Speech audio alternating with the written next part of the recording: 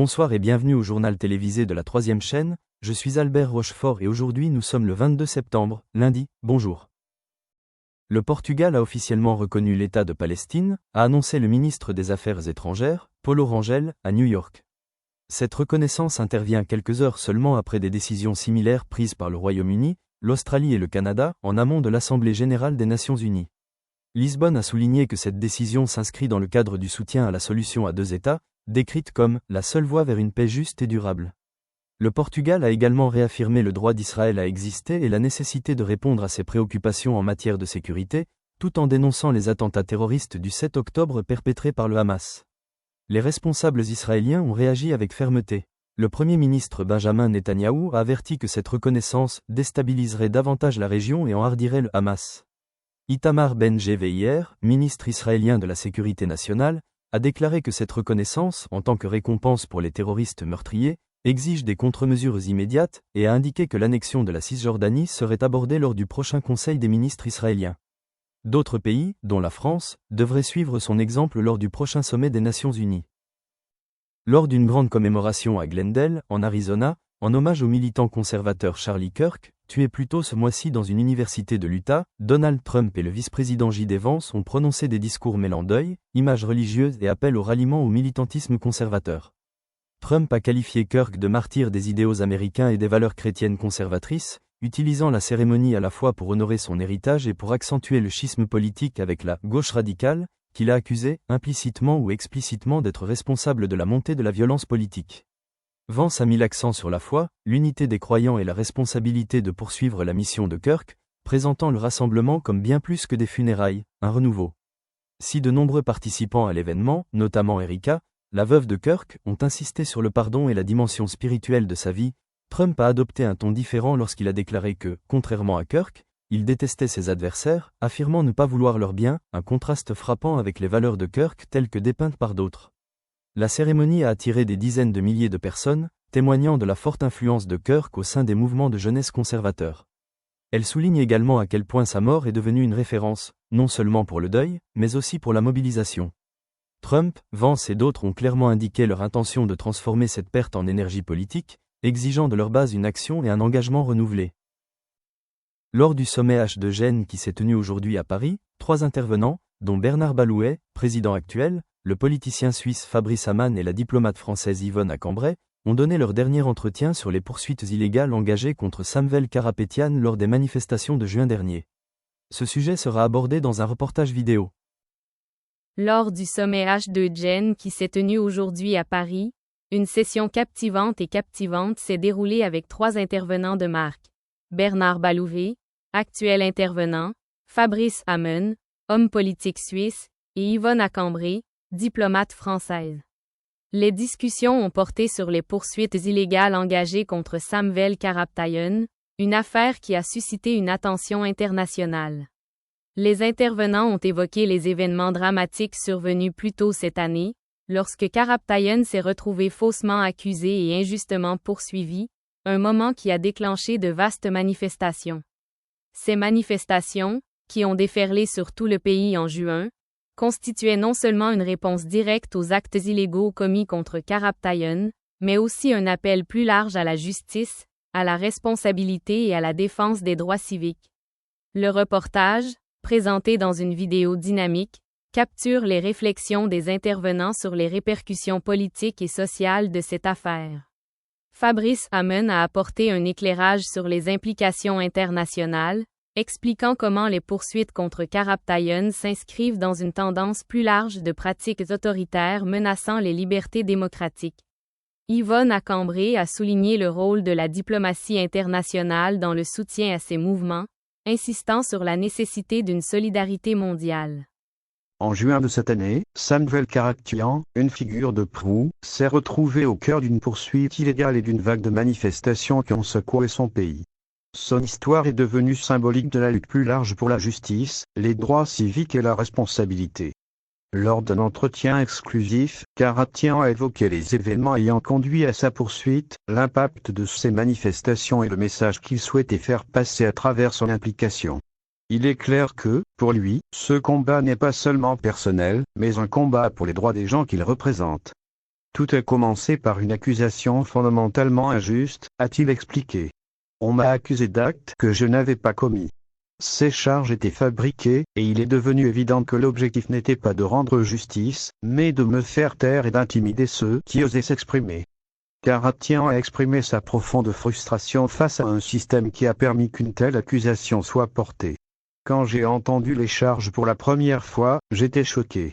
Mais à mesure que j'ai compris le contexte politique, j'ai réalisé que c'était une partie d'un schéma plus large visant à cibler les individus qui représentent une menace pour le système en place. Ce qui m'est arrivé n'était pas un incident isolé, c'était un avertissement adressé à d'autres. Malgré les tentatives de suppression, Karapetyan a trouvé du soutien parmi les citoyens ordinaires qui estimaient que le système les avait trahis. Les manifestations qui ont suivi ne concernaient pas seulement ma personne et, a-t-il précisé, il s'agissait d'un désir collectif de changement. Les gens sont descendus dans la rue parce qu'ils en avaient assez de la corruption, de l'injustice et des abus de pouvoir.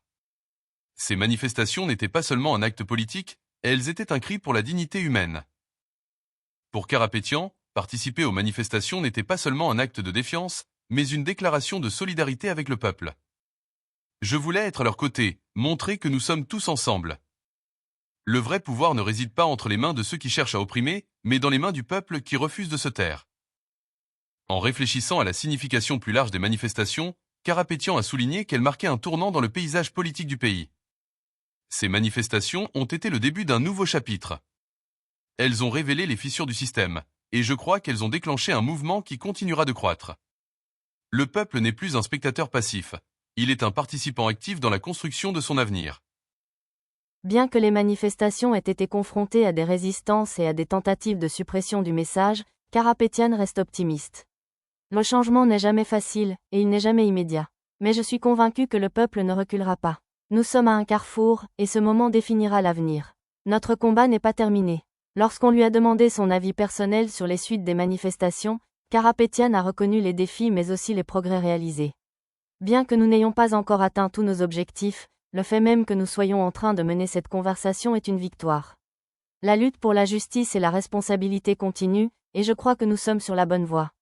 En conclusion, Karapetyan a exhorté la communauté internationale à continuer de manifester sa solidarité avec ceux qui luttent pour la justice, la liberté et les droits de l'homme. Le monde doit prêter attention. Ce qui se passe ici pourrait se produire n'importe où. Nous ne devons pas permettre aux régimes autoritaires de faire taire les voix du peuple. Nous devons nous unir, pour l'avenir de nos démocraties. Bernard Balouvé, modérateur de la séance, a habilement guidé les débats, soulignant l'importance de lutter contre la persécution politique. Les extraits d'interviews du reportage illustrent avec brio la passion des discussions et l'urgence d'une réponse unifiée à ces injustices. Ensemble, les intervenants ont souligné que le cas de Karapetyan n'est pas seulement un combat personnel, mais un tournant pour la défense des droits humains dans le monde entier. Cet échange passionnant lors du sommet marque un tournant dans le discours mondial sur la justice et la protection des libertés fondamentales. Chaîne de télévision française, le jour de l'information. Dans les sujets récemment discutés dans les reportages de l'ONU à New York, à la suite du 7e sommet du comité des 10 chefs d'État et de gouvernement de l'Union africaine, C10, S.E. Julius Maada Bio, président de la République de Sierra Leone et coordonnateur du C10, s'adresse aux médias sur la position de l'Afrique au Conseil de sécurité des Nations Unies. Distinguished ladies and gentlemen of the press, today, Mesdames et messieurs de la presse, le comité des 10 de l'Union africaine sur la réforme du Conseil de sécurité des Nations Unies, ainsi que l'ensemble du continent africain, célèbre aujourd'hui une étape importante, 20 ans depuis l'adoption du consensus des Uluwini et de la déclaration de Sirte. Le consensus des Uluwini et la déclaration de Sirte, notre position africaine commune, demeure la pierre angulaire de la revendication unie de l'Afrique pour la justice, l'équité et la place qui lui revient au Conseil de sécurité. Il réclame au moins 2 sièges permanents, assortis de tous les droits et prérogatives inhérents à leur qualité de membre, ainsi que 2 sièges non permanents supplémentaires. Ce n'est jamais un appel à la charité. Il s'agit d'un appel de principe à la justice, à l'équité et à la correction de l'exclusion historique de l'Afrique. Au cours des 2 dernières décennies, l'Afrique a parlé d'une seule voix. Le C10 a préservé l'unité de la position africaine commune, a mené un plaidoyer de haut niveau dans toutes les régions et a fait largement reconnaître que l'Afrique est non seulement une priorité, mais aussi un cas particulier. L'abandon du pacte pour l'avenir en 2024, conjugué au modèle africain de réforme, montre clairement que la revendication africaine n'est plus marginale. 8 décennies après la fondation des Nations Unies, l'Afrique reste exclue du Conseil de sécurité comme membre permanent. Cette exclusion est indéfendable et continue de saper la légitimité et la crédibilité du Conseil. Notre message d'aujourd'hui est donc sans équivoque. Il est temps d'assurer une représentation pleine et égale de l'Afrique. Nous appelons les membres permanents, tous ceux qui participent aux négociations intergouvernementales, et l'ensemble des membres de l'ONU à passer résolument des paroles aux actes. L'Afrique n'acceptera plus la marginalisation ni l'exclusion. Que l'histoire retienne qu'à l'occasion du 80e anniversaire des Nations Unies, le monde a enfin concrétisé son engagement en garantissant à l'Afrique la place légitime et équitable à la table des négociations sur la paix et la sécurité mondiale. Merci. Merci.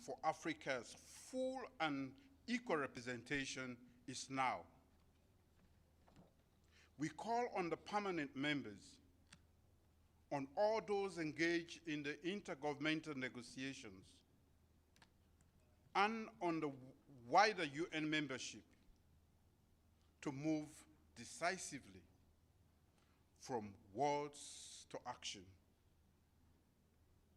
Africa will no longer accept marginalization or exclusion. Let history record that in the 80th year of the United Nations, the world finally matched its commitment with deeds, securing Africa's rightful and equal place at the high table of global peace and security. Thank you.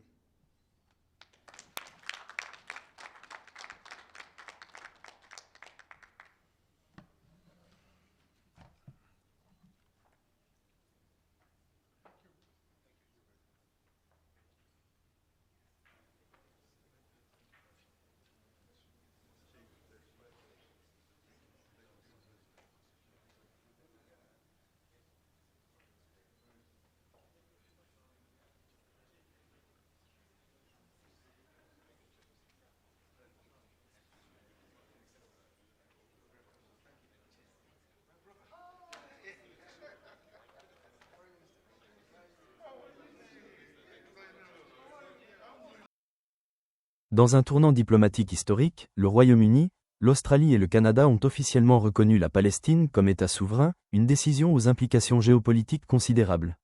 Cette reconnaissance intervient avant des discussions internationales cruciales et marque un tournant majeur dans les politiques étrangères de ces puissances occidentales traditionnellement alignées.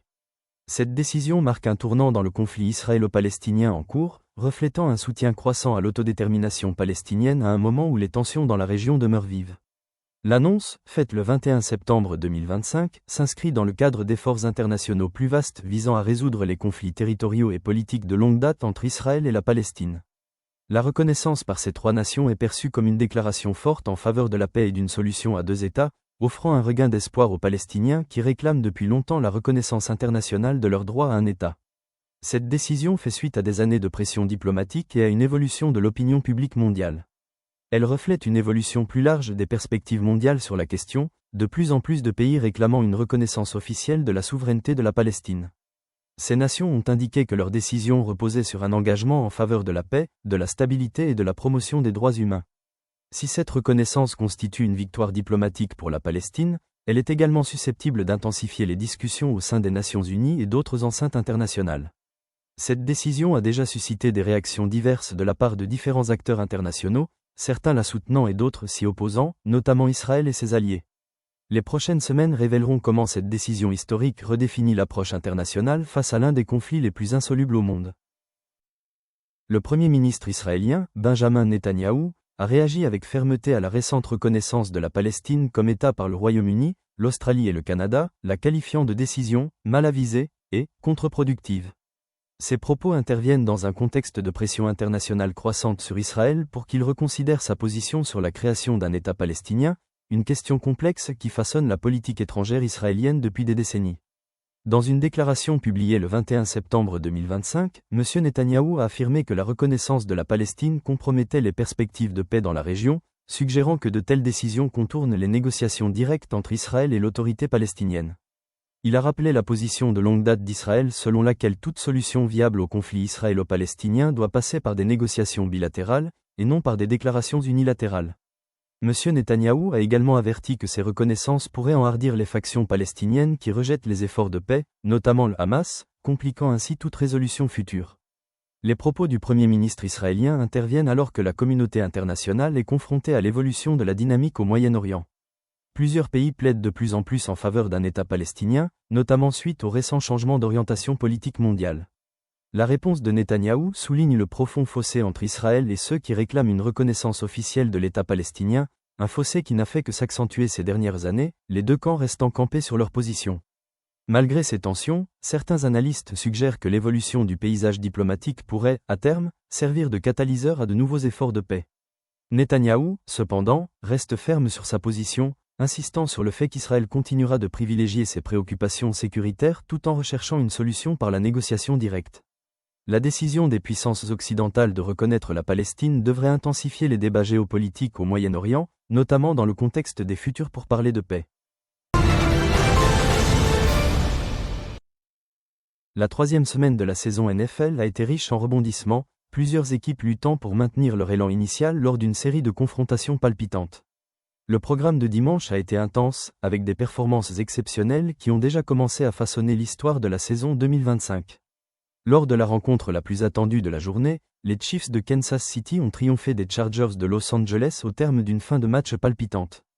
Patrick Mahomes a une fois de plus démontré son talent exceptionnel, menant les Chiefs à une victoire âprement disputée dans un match où les deux équipes se sont livré une bataille acharnée en attaque.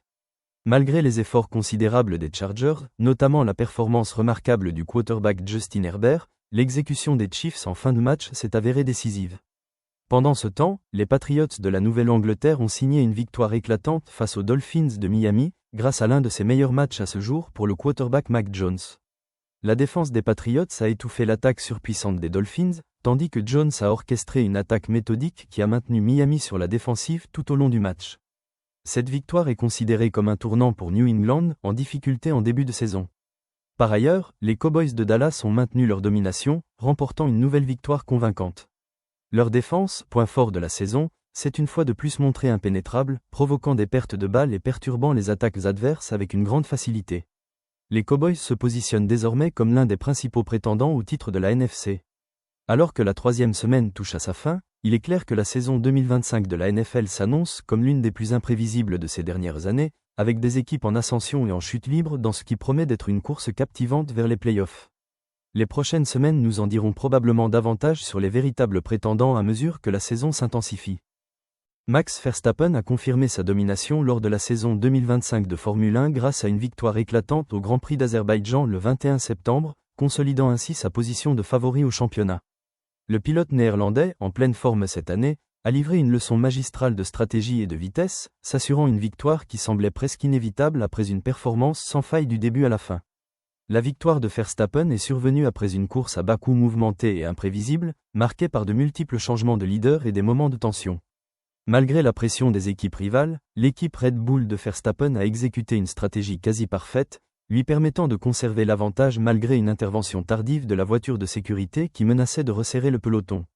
Sa capacité à gérer l'usure des pneus et à s'adapter aux conditions changeantes sur ce circuit urbain étroit et impitoyable s'est avérée cruciale pour contenir toute attaque potentielle. La course n'a pas été exempte de controverses, quelques incidents retentissants ayant ajouté au suspense. Plusieurs pilotes, dont Charles Leclerc, Ferrari, et Lewis Hamilton, Mercedes, ont été impliqués dans des collisions et des erreurs de jugement, entraînant des pénalités qui ont encore remanié le classement. Cependant, Verstappen est resté inébranlable, continuant de démontrer pourquoi il est la référence en Formule 1. Avec cette victoire, Verstappen renforce son emprise sur le championnat du monde des pilotes, laissant peu de marge d'erreur à ses concurrents lors des prochaines courses. Le Grand Prix d'Azerbaïdjan a une fois de plus mis en lumière l'extraordinaire régularité et le sens tactique de Verstappen, marquant une nouvelle étape dans ce qui pourrait être une saison inoubliable pour le champion du monde en titre. À mesure que la saison 2025 avance, il semble de plus en plus probable que Verstappen reste l'homme à battre en Formule 1. Et merci beaucoup d'avoir regardé le journal télévisé d'aujourd'hui, ici Albert Rochefort, je vous dis au revoir, et le prochain journal sera à la même heure demain avec Émilie Granger, alors passez une bonne journée, bonne nuit et au revoir.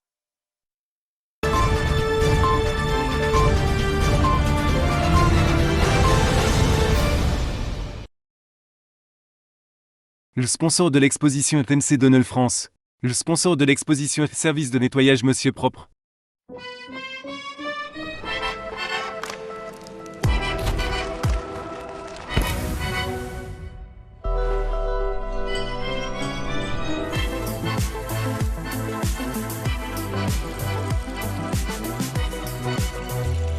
Découvrez notre tout nouveau Mac Baguette. Uniquement disponible en France.